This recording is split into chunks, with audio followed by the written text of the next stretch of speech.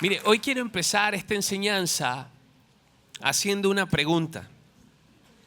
Y esa pregunta es una pregunta reflexiva. Y es la siguiente. ¿Alguna vez usted ha sentido miedo o ha sentido temor? Y me refiero a ese temor o a ese miedo que en ocasiones es capaz de no dejarnos dormir. De ese miedo que de pronto hace que usted se levante 1, 2, 3, 5 veces en una noche en la madrugada. Y cuando usted se levanta, falta como el aire. Es como si hay un vacío en el estómago. Yo hablo y me refiero a ese miedo que de pronto usted está haciendo una actividad durante el día y de repente el miedo llega y lo paraliza a usted y lo deja sin palabras, nuevamente le corta la respiración y usted no sabe qué hacer. ¿Le ha pasado eso alguna vez? ¿Sí? ¿Sí? ¿No? Mire, bien sea que le haya pasado o que no le ha pasado, el mensaje de hoy trata justamente acerca de qué podemos hacer para evitar que el temor y que el miedo pueda controlarnos. ¿Por qué? Porque a muchos de nosotros seguramente nos ha pasado esto de tener miedo por un diagnóstico, tener miedo por una enfermedad que de pronto llega a nuestra vida, miedo a perder el trabajo, miedo a que algo le pase a nuestros hijos, miedo a perder el matrimonio, mire, inclusive miedo a la soledad y que puede pasar con nosotros en el futuro. Yo me estoy refiriendo a ese miedo que en muchas ocasiones nos hace a nosotros hacer la pregunta: Dios, ¿dónde estás? Señor, ¿dónde estás en esta situación? Porque no hay forma de que este miedo se quite y parece que tú no te estás manifestando. Parece que tú no estás haciéndote presente en medio de mi necesidad. Uno va a la Biblia y revisa y se consigue que el rey David pasó por un periodo como este. Pasó por un periodo donde se sentía solo, donde se sentía angustiado, donde sentía un profundo temor. Parece que tenía una crisis espiritual, una crisis emocional. Hasta un momento determinado que parece que Dios cambia el corazón, toca el corazón de él y él pronuncia una de las frases, mire, más profundas y de pronto más impactantes que puede tener la Biblia. Y es esa: en el día que temo, yo en ti confío. En el día que tengo miedo, yo en ti confío. Yo quiero invitarle el día de hoy que podamos a través del Salmo 56 descubrir qué nos dice el Señor y qué dice la palabra de Dios acerca de cómo nosotros debemos enfrentar el temor, enfrentar el miedo el día de hoy. Yo quiero invitarle que vaya conmigo por favor a ese Salmo. Salmo 56. Dice: oración de confianza. Al músico principal, sobre la paloma silenciosa en paraje muy distante, Mictán de David, cuando los filisteos le prendieron en Gat. Verso 1. Ten misericordia de mí, oh Dios, porque me devoraría el hombre. Me oprime combatiéndome cada día. Todo el día mis enemigos me pisotean, porque muchos son los que pelean contra mí con soberbia. En el día que temo, yo en ti confío. En Dios alabaré su palabra, en Dios he confiado, no temeré. ¿Qué puede hacerme el hombre? Todos los días ellos pervierten mi causa, contra mí son todos sus pensamientos para mal. Se reúnen, se esconden, miran atentamente mis pasos como quienes acechan a mi alma. Pésalos según su iniquidad, oh Dios, y derriba en tu furor a los pueblos. Mis huidas tú has contado. Pon mis lágrimas en tu redoma. ¿No están ellas en tu libro? Serán luego vueltos atrás mis enemigos el día que yo clamare. esto sé, que Dios está por mí. En Dios alabaré su palabra, en Jehová su palabra alabaré. En Dios he confiado, no temeré. ¿Qué puede hacerme el hombre? Sobre mí, oh Dios, están tus votos. Te tributaré alabanzas. Porque has librado mi alma de la muerte y mis pies de caída, para que ande delante de Dios en la luz de los que viven. Mire, este salmo hermoso que escribe David, como ya le dije, lo escribe en uno de los momentos más complicados de su vida. Lo escribe en uno de esos episodios de su vida más oscuros. Pero el salmo revela cuál es la condición interna y externa de David. Uno se fija en la introducción y dice que ese salmo es para la paloma distante, esa paloma que está en un paraje distante. Y David lo que está revelando ahí es su condición, es que se siente solo. Está en un lugar lejano, aislado, lejos de sus afectos más cercanos. Y cuando dice a la paloma silenciosa en un paraje muy lejano, lo que está haciendo referencia es que él se siente como esa paloma y que está a tiro del cazador para ser eliminado. David está siendo perseguido en ese momento. David está siendo buscado en ese momento. Y él escribe esto, pero cuando uno lo lee, uno dice,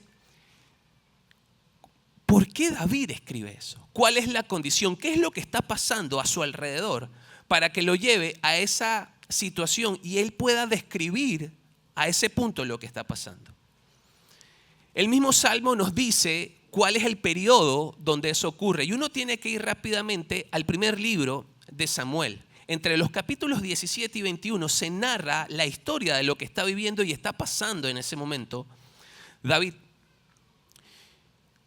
Y usted recuerda ese momento cuando vence a Goliat. En ese momento que David le gana a Goliat, el ejército celebra. Todo el ejército de Israel celebra. Todo el pueblo de Israel está celebrando lo que ha ocurrido. Parece que el único que no se había dado cuenta en ese momento era el rey de Israel, el rey Saúl.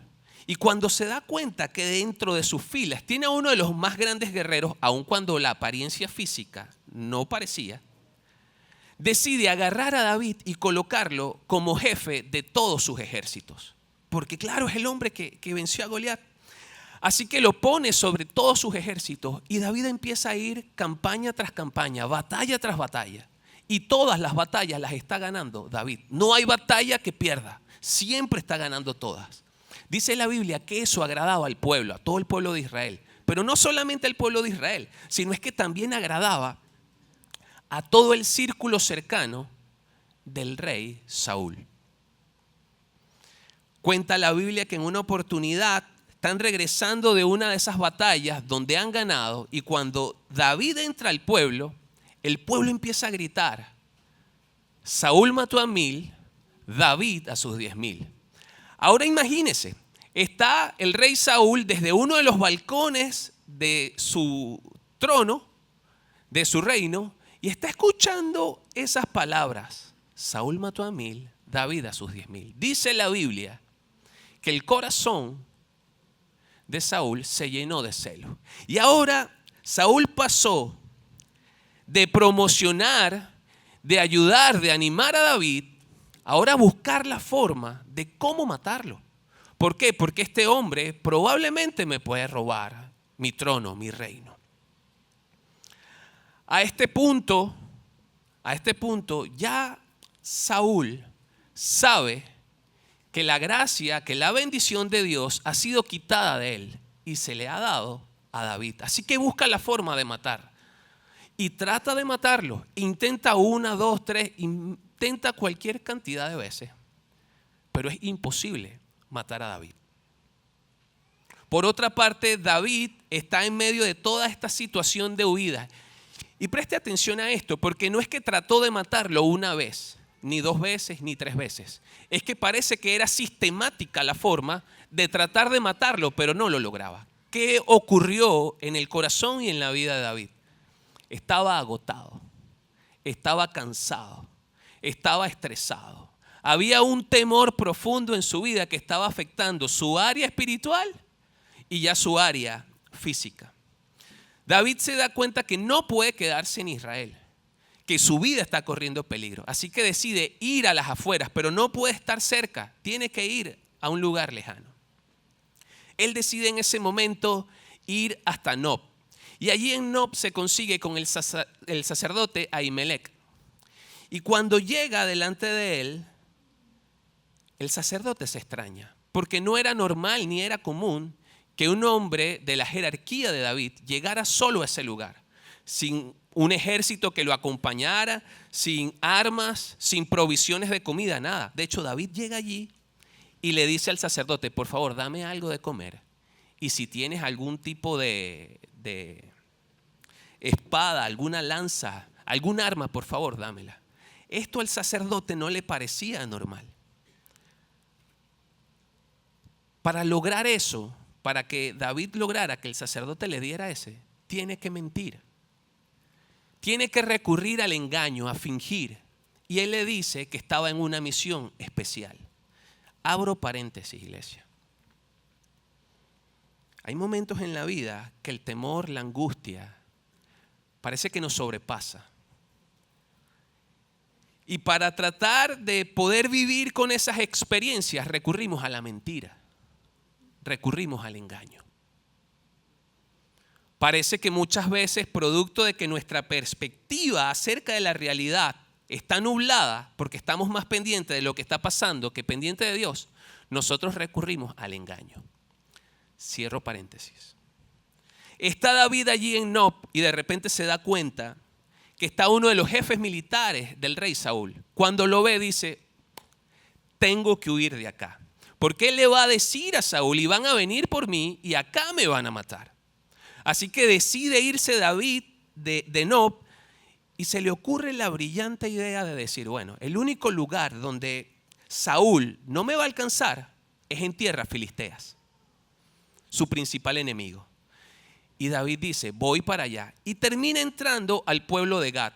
El pueblo de Gat era el pueblo donde había nacido Goliat. Yo no sé qué estaba pensando en ese momento David. Él decía, ahí no me van a reconocer. Mire, y abro otra vez paréntesis. Porque hay momentos en la vida que los temores, las angustias, no solamente nos hacen mentir, sino que nos llevan a empezar a cavar nuestro propio foso para nuestra tumba. ¿Cómo es posible que David piense que a él no lo van a reconocer en Gat? Cierro paréntesis. Entra David a Gat y cuando está allí pensando que no lo van a reconocer, hay una de esas patrullas militares que está haciendo su ronda y dice, hey, ese no es David el que mató a Goliat, tomémoslo. Y efectivamente lo toman, lo ponen preso. Y cuando lo ponen preso, estos militares están hablando, hey, vamos a llevarlo delante del rey. El rey de Gat es el rey Aquis. Y cuando David escucha que lo van a llevar delante del rey, nuevamente David hace algo inesperado. Y vuelve a fingir y vuelve a engañar. Se hace pasar por un loco, literalmente que está loco, que está desquiciado. Dice la Biblia que rayaba en las paredes, que la saliva corría por su barba y era un comportamiento frecuente de aquellos que estaban locos. Así que en esa situación, en medio de todo eso, llevan a David delante del rey. Cuando el rey lo ve y ve la condición en que está David, él dice, sí, este es David, pero ¿para qué me traen un loco más? Ya tengo suficientes locos en mi reino, no quiero un loco más, por favor, llévenselo de aquí y déjenlo libre.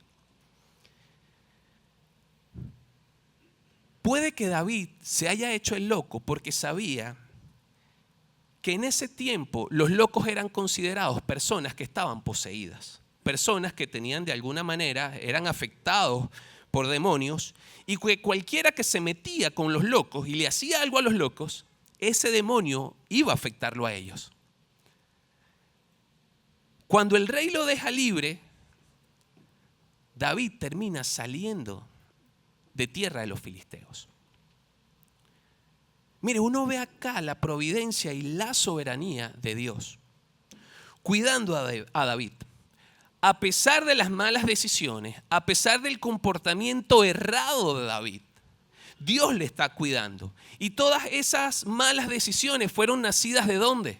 Del temor, del miedo, de la angustia, de la ansiedad, del estrés. Emociones que usted y yo hoy vivimos.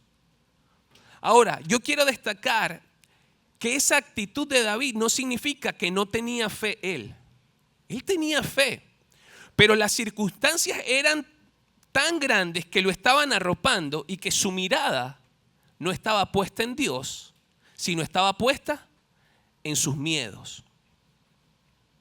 Ahora bien, cuando sale de ahí, ocurre algo en el corazón de David. Ocurre algo donde hay un cambio, y fruto de ese cambio, de esa experiencia, es que él escribe entonces el Salmo 56. Salmo 56, donde el Señor quiere enseñarnos a nosotros algo el día de hoy. Y ese algo es cómo enfrentar el temor el día de hoy. Porque el Señor nos diseñó con emociones. El Señor nos ha diseñado con un cierto equipamiento, y dentro de eso está el temor. Puede que haya momentos donde hay más temor, hay menos temor. Pero lo que es cierto es que nosotros necesitamos trabajar y gestionar el temor en nuestra vida. Así que lo que primero muestra el pasaje que David hace es: confía en Dios. Mire, el verso 3 dice: en el día que temo, yo en ti confío. Es un poema lo que David está escribiendo. Es una canción lo que David está escribiendo, y lo hace para que se cante y se recite o se hable en la reunión, en la asamblea, cuando aquellos creyentes estaban unidos. Ahora, era una oración de clamor. Era una oración de lamento, clamando ayuda del Señor. Ahora, la intención de David en el Salmo es mostrar que la respuesta al temor debe ser una confianza decidida. Debe ser una confianza que de alguna manera esté sostenida por el carácter y las promesas que Dios ha hecho en el pasado y que Dios ha dejado en su palabra. Fíjese que lo primero que dice allí el texto es: en el día que temo. David no está ocultando su temor. David está diciendo cómo se siente. ¿Y cómo se siente? Se siente con miedo.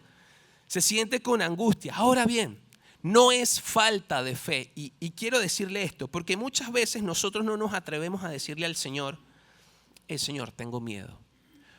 Porque podemos entender que el Señor pudiese interpretar que no tenemos fe, que nos falta fe. Y no es eso. Más bien, el momento en que tú y yo le mencionamos al Señor que tenemos temor, allí es donde empieza a arrancar o a iniciar nuestra fe. Es el momento preciso, es el punto de partida para que nuestra fe se empiece a ejecutar, se empiece a desarrollar, para que nuestra fe empiece a madurar. David está acá experimentando profunda angustia emocional y espiritual. Mire, es una crisis del alma que lo está llevando ¿a qué? A fingir, a engañar, a mentir. Y no es porque no tenga fe, se lo repito. No es porque se haya vuelto loco necesariamente. Es porque las circunstancias lo han llevado a eso. Yo pensaba un poco y decía: wow, este hombre que está acá, para ese momento ya había sido ungido. Ya el Señor lo había elegido para ser el rey de Israel. Y pensaba, si esto le pasó a él, un hombre que ha sido elegido por Dios para algo particular y algo asombroso, ¿qué queda para nosotros? Que somos unos simples mortales, ¿no?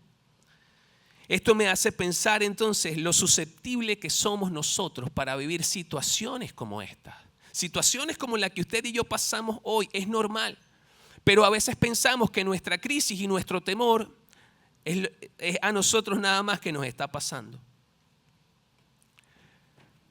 David muestra en este salmo que la forma en que podemos trabajar con el temor es confiando en Dios. Ahora bien, esa palabra, confiar, no es un salto a ciegas. No simplemente es decir, yo confío y levanto mis manos y no hago nada. No. Lo que está tratando de comunicar allí esa palabra, confío en el texto, es que es una muestra de seguridad, es una muestra de certeza, que está basada en el objeto en el cual uno tiene su confianza. En este caso, la confianza de David era en Dios. ¿Por qué la ponía? Por lo que Dios había prometido, por lo que Dios había hecho en el pasado con él y que lo había salvado, por todo lo que Dios había establecido y todo lo que Dios había dicho acerca de sí mismo, del mismo Dios, que Él es fiel, que Él es verdadero, que Él nos cuida, que Él está con nosotros. Allí es donde David está colocando su confianza. Cuando David entiende eso, entonces ese proceso que ocurre de cambio pasa de él de ser un hombre inseguro, temeroso, a ser un hombre ahora seguro y valiente. Ahora bien, ¿cómo eso aplica hoy en nuestra vida? ¿Cómo este texto me sirve a mí en medio de mi temor? Mire, hay temores acerca del futuro. Hace rato lo mencionaba. Pero muchos de nosotros nos hacemos preguntas ante el mundo, ¿cómo está? ¿Qué va a pasar conmigo cuando tenga unos añitos más? Hay temores económicos acerca de toda la situación. Algunos de pronto el trabajo no está del todo bien.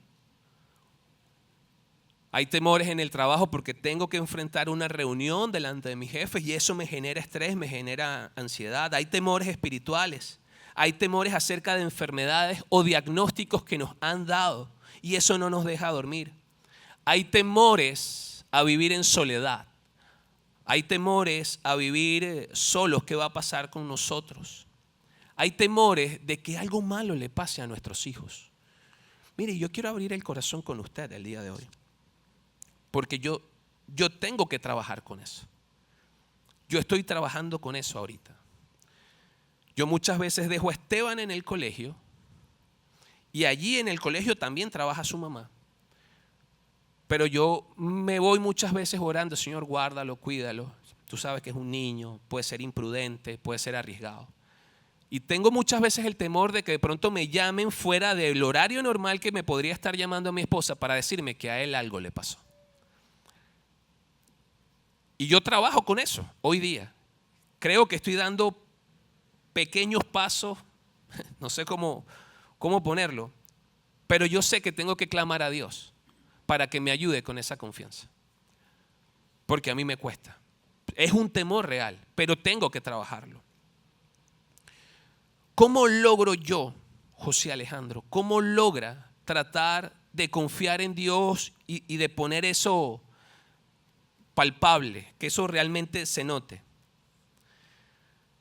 Mire, yo he entendido que la confianza tiene que traducirse en acciones concretas que nos acerquen a Dios. Mi confianza en Dios tiene que traducirse en acciones que yo haga que me acerquen a Dios. La única forma que he encontrado para poder trabajar con ese temor que les acabo de confesar es confesándole el temor al Señor. De hecho, la palabra me lo está diciendo. Confiesa tu temor. Te lo repito, que confieses tu temor a Dios no quiere decir que no tengas fe. Es todo lo contrario. Es el punto de partida donde tú le abres las puertas a Dios para que Él empiece a desarrollar tu fe, para que Él empiece a trabajar en ti, para que te lleve a un nuevo nivel de confianza en Él. Número 2, memoriza la palabra del Señor. Cada vez que llega ese miedo a mi vida, yo le digo al Señor, tú guardarás en completa paz a aquel cuyo pensamiento en ti persevera, porque en ti ha confiado. No es un amuleto esto, pero lo que sí le puedo decir es que la palabra trae calma.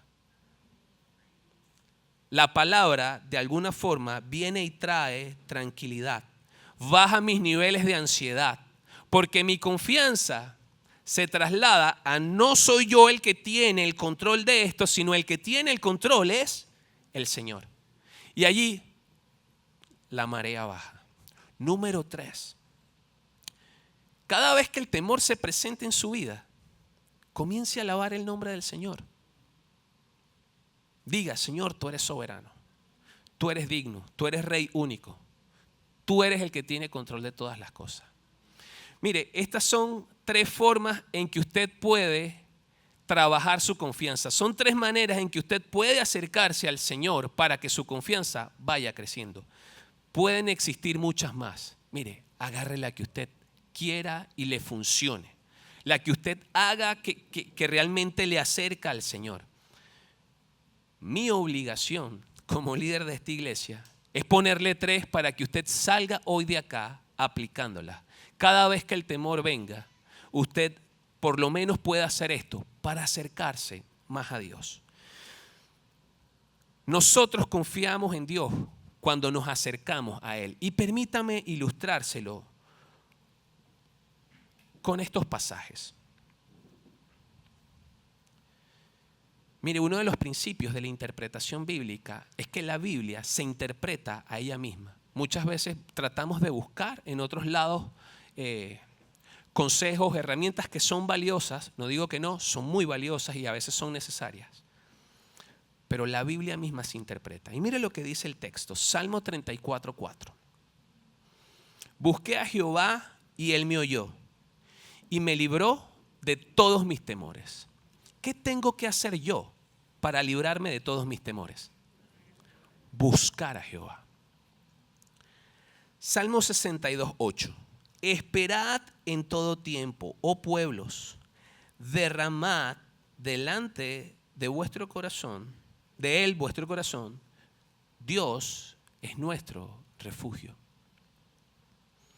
Uno ve esos 2 textos y los toma y observa que hay 3 acciones que nosotros tenemos que hacer.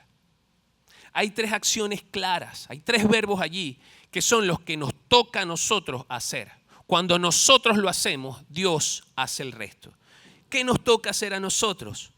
Buscarle a Él, esperar en Él y derramar el corazón delante de Él.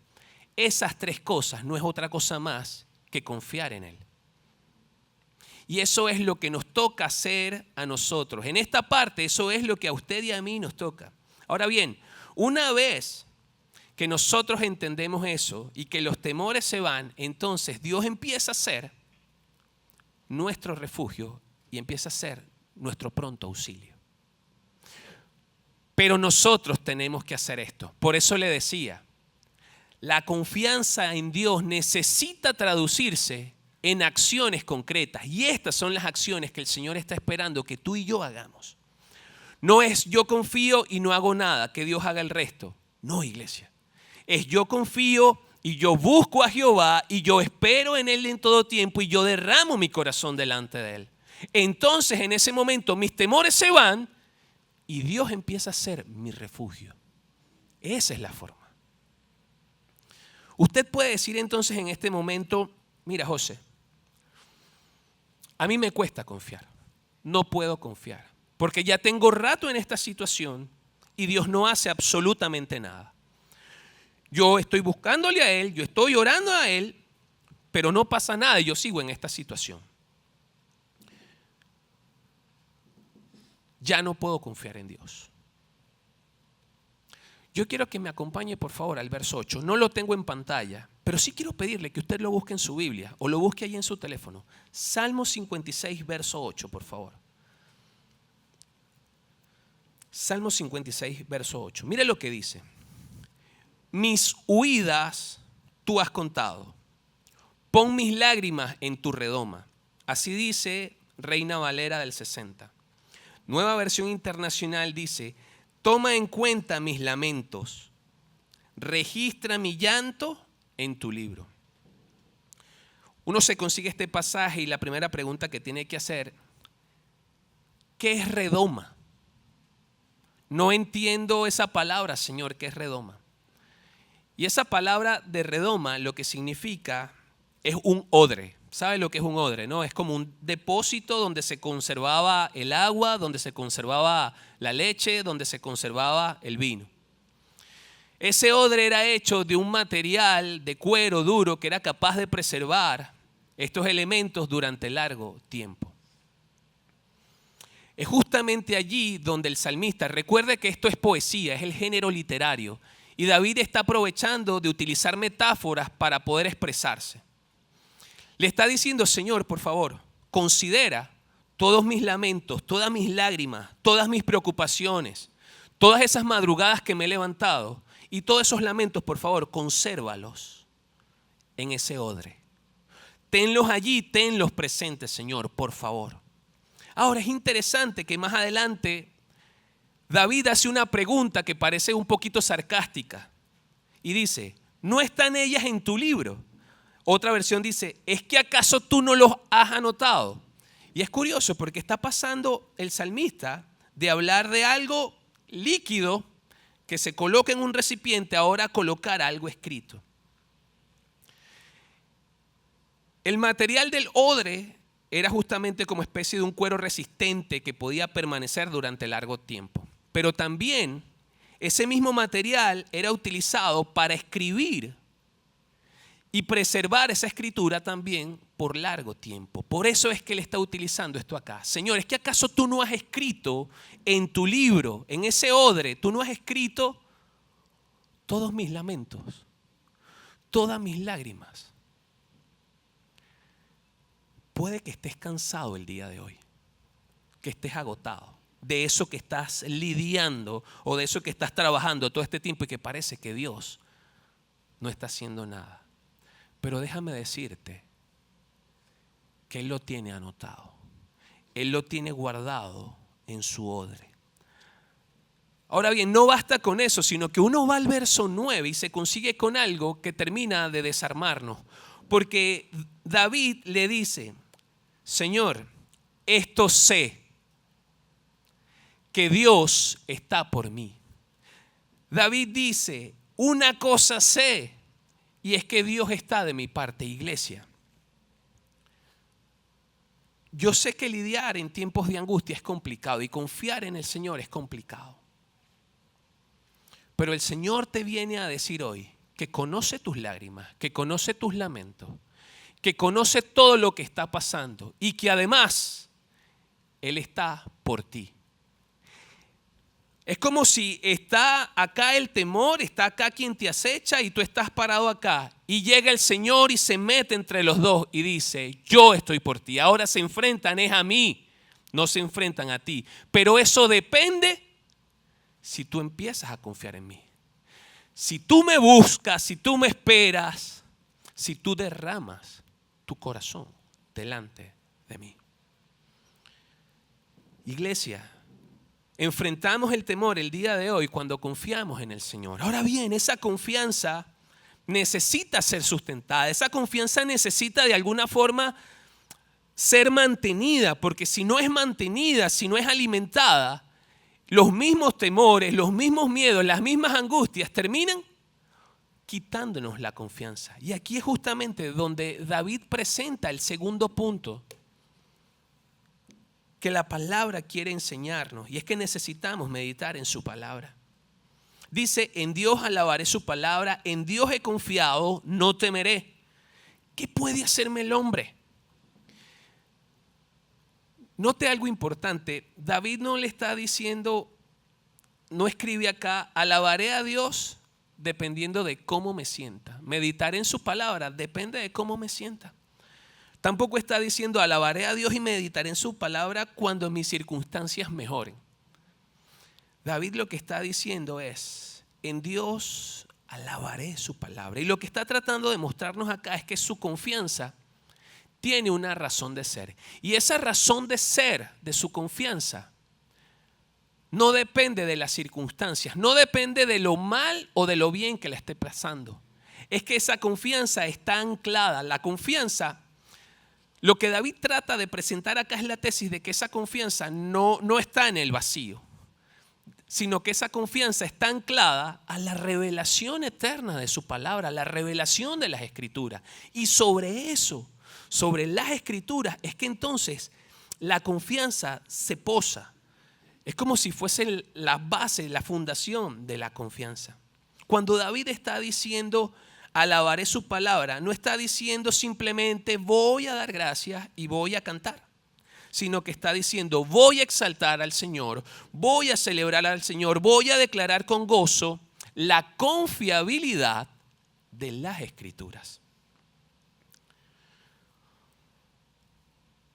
La alabanza y el meditar en la palabra de Dios no puede ser únicamente emocional, tiene que ser racional, tiene que ser una meditación intencional.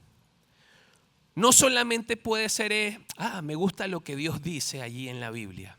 No puede quedarse allí. Necesita pasar a una siguiente fase donde uno dice, proclamo con gozo la verdad de Dios.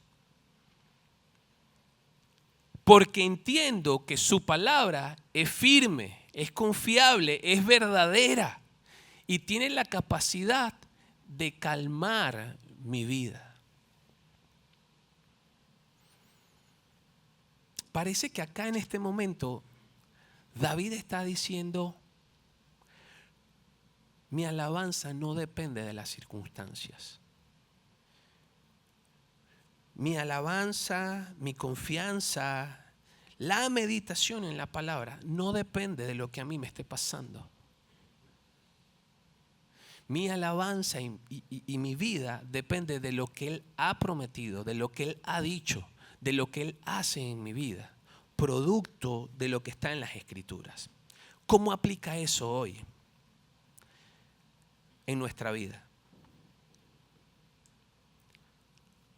Vivimos en una era de la información, donde constantemente somos bombardeados por mucha información.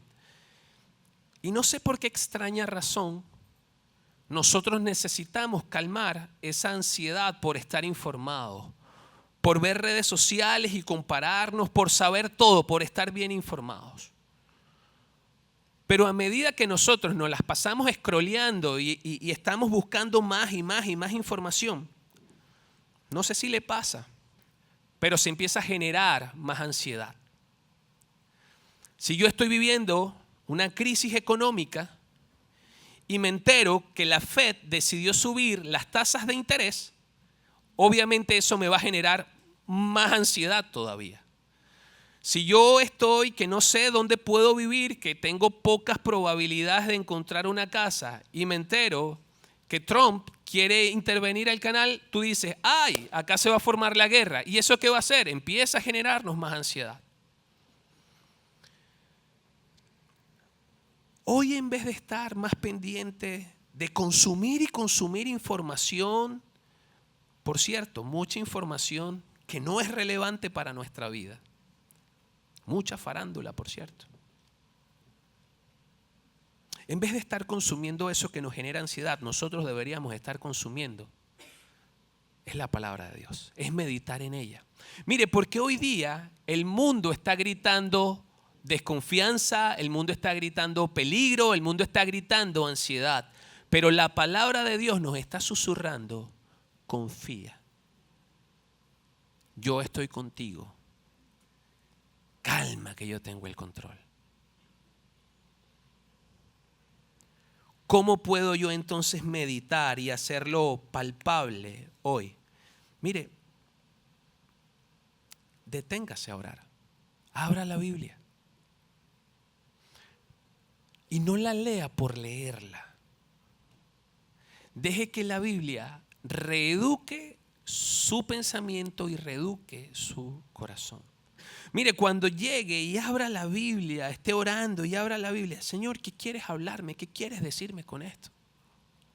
No es que nosotros leamos la palabra de Dios, es que nosotros necesitamos aprender que la palabra nos lea a nosotros.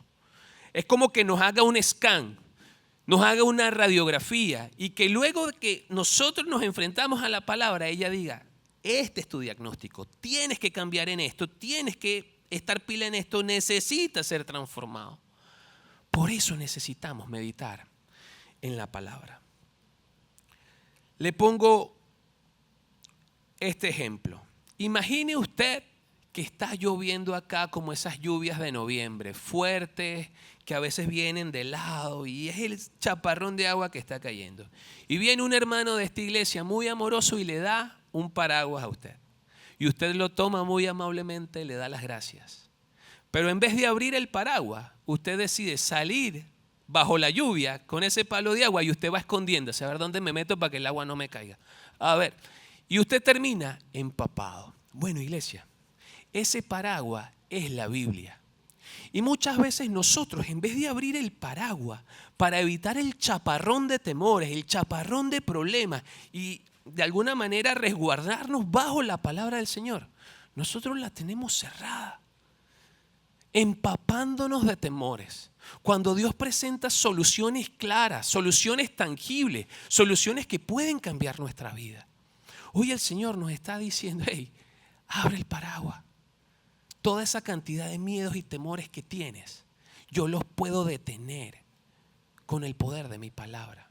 Pero necesitas confiar y necesitas meditar.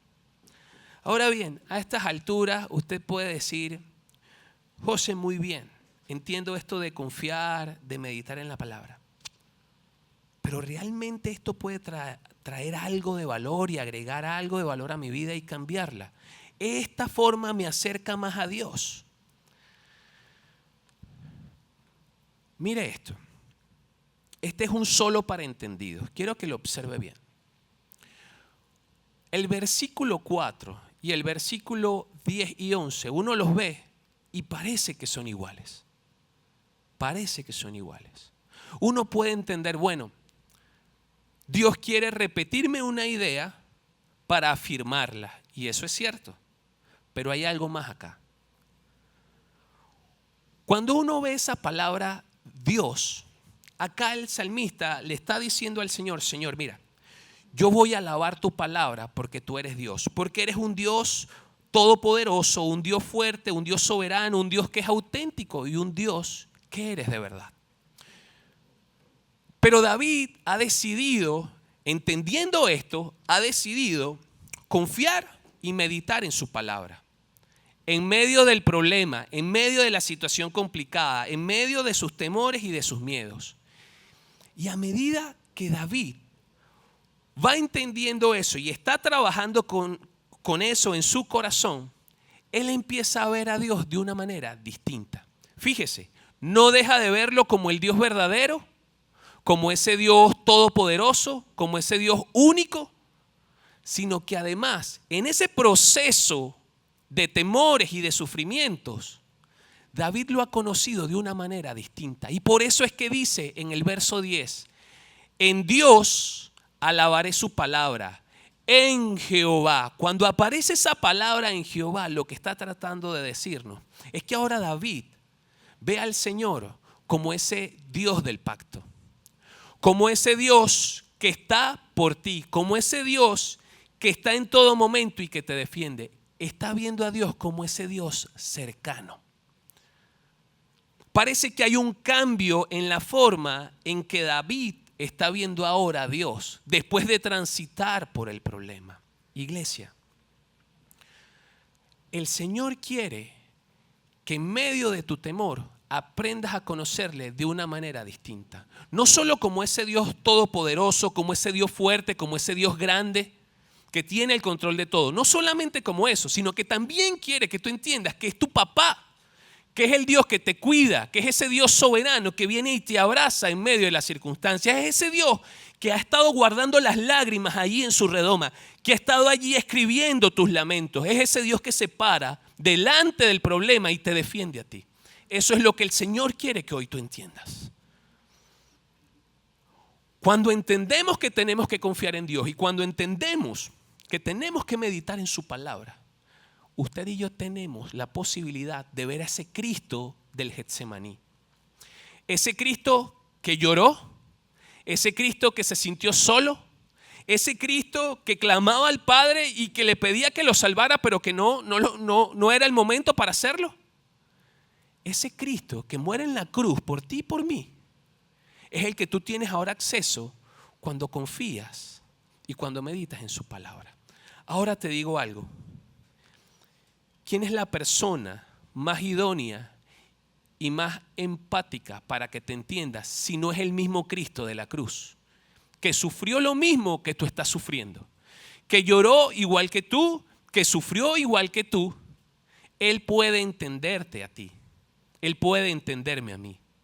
Ese Dios está cercano y lo único que te está pidiendo el día de hoy es que confíes y que medites en su palabra. Iglesia linda, enfrentamos el temor el día de hoy cuando confiamos en el Señor y cuando meditamos en su palabra.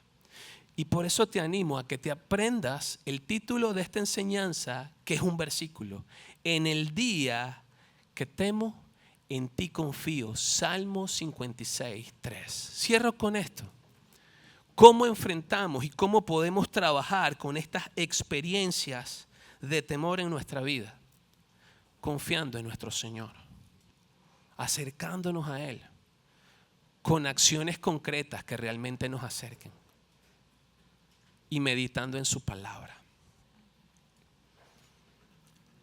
La respuesta al temor hoy no es mirar menos los problemas siempre van a estar. Los problemas siempre van a estar allí. Lo que necesitamos es mirar más a ese Cristo de la cruz, ese Cristo que nos entiende, que sabe lo que hemos pasado. No se trata de controlar más para evitar que los problemas se salgan de control. Se trata de confiar más en el Señor. De eso se trata. No es correr más rápido. Es permanecer meditando en la palabra del Señor. Mire, hoy lamentablemente hay un evangelio de la prosperidad 2.0. Parece que se recarga ese evangelio. Ya no solamente hablan acerca de que hay que dar dinero para recibir bendiciones de parte de Dios, sino que parte de la bendición es que tú necesitas estar bien todo el tiempo y que nada malo te tiene que pasar. Si algo malo te pasa es porque tú no estás bien espiritualmente. Y permítame decirlo, eso es un grave error. El Señor en ningún momento prometió que íbamos a tener una vida sin problemas. Lo que el Señor prometió es que Él iba a estar con nosotros todos los días hasta el fin del mundo. Esa es la verdad. Usted y yo vamos a estar lidiando durante nuestra vida en este planeta con el temor. ¿Cómo hacerlo? ¿Cuál es la solución para poder trabajar con esas experiencias? Acá lo ha presentado el texto hoy.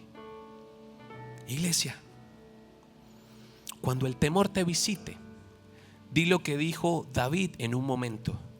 Esto sé, y es que Dios está por mí. Dios es el que me defiende. Cuando el temor se haga presente, cuando el miedo invada tu vida, dile, en el día que temo, yo en ti confío. Quiero invitarle a que pueda cerrar sus ojos allí donde está.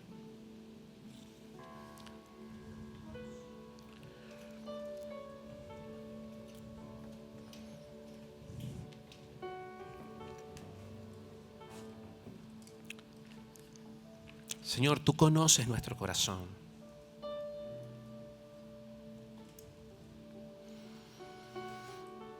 Tú sabes los temores que hay, temores que nos visitan en distintos momentos del día.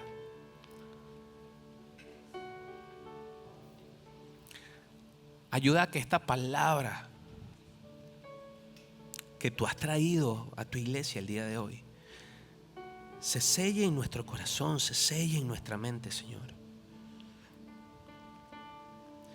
Que seamos capaces de pararnos firmes y decir, en el día que temo, yo en ti confío. Que en esos momentos que el temor quiere controlar, tengamos la capacidad de confiar en ti, de confesar tu palabra, Señor, de pararnos firmes.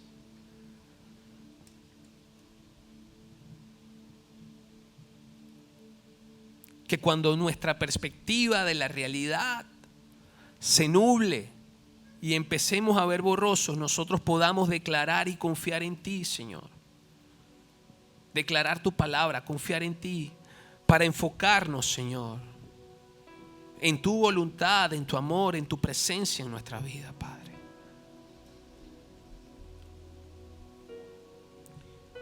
Iglesia, yo quiero invitarte que si hay temor en tu corazón el día de hoy, tú hoy lo puedas confesar delante del Señor. Te repito, no es falta de fe. Es una oportunidad hermosa para que tu fe pueda empezar a crecer, a madurar. Es una oportunidad hermosa para que podamos ver a ese Señor, a ese amado Dios que nos cuida desde otra perspectiva y desde otra forma. Allí donde estás, habla con Él. Habla con Él. Y busca, entrega, derrama, espera en Él.